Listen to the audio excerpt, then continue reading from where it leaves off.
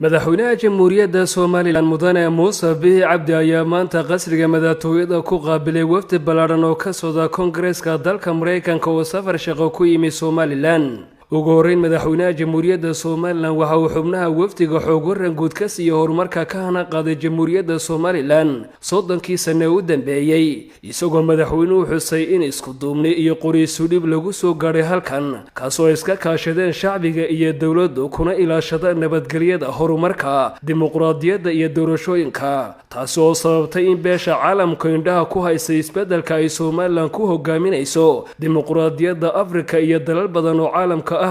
marka loo eego dalan la aqoonsan oo haddana gaadhay himilooyinka aan weli ka hana qaadin qaarada Afrika gaar ahaan dhinaca doorashooyinka iyo nidaamka xisbiyada badan waxaana kulankaasi lagaga wada hadlay xoojinta xiriirka wada shaqeyned ee ka dhexeeya labada dal gaar ahaan arrimaha nabadgelyada mandaqada horumarka dimuqraadiyadda deganaanshaha gobolka geeska Afrika iyo arrimaha siyaasadda dhinacooda xubnaha wafdigu waxay madaxweynaha iyo shacbiga Soomaaliland uga mahadnaqeen soo dhaweynta milgaha iyo maamuuska ku dheehan tahay ee lagu qaabilay markii ay dalka soo gaadheen waxaanay ka markhaati kaceen horumarka iyo dimuqraadiyadda ka muuqata dalka iyagoo ballan qaaday inay warbixin buuxda oo la xidhiidha horumarka iyo dimuqraadiyadda ka jirta Soomaaliland ay geyn doonaan Koongareeska dalka Mareykanka ee ay matalayaan sidoo kalena waxay xuseen inay Soomaaliland ku taalo goob istiraatiijiya kuna amaanan tahay arrimaha doorashooyinka ee qabsatay kulanka waxaa madaxweynaha ku helinaya madaxweyne ku-xigeenka Soomaaliland wasiirka wasaaradda arrimaha dibadda iyo iskaashiga caalamiga ee Soomaaliland wasiir ku-xigeenka wasaaradda arrimaha gudaha ee dhinaca amniga safiirka Soomaaliland u fadhiya dalka Mareykanka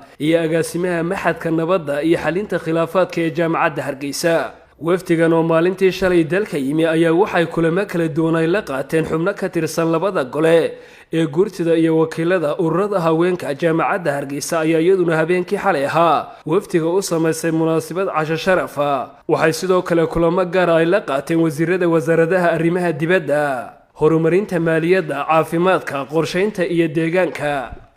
Axmed Saki Daahir Xasan warbaahinta qaranka qasriga madaxtooyada Soomaaliland ee Hargeysa.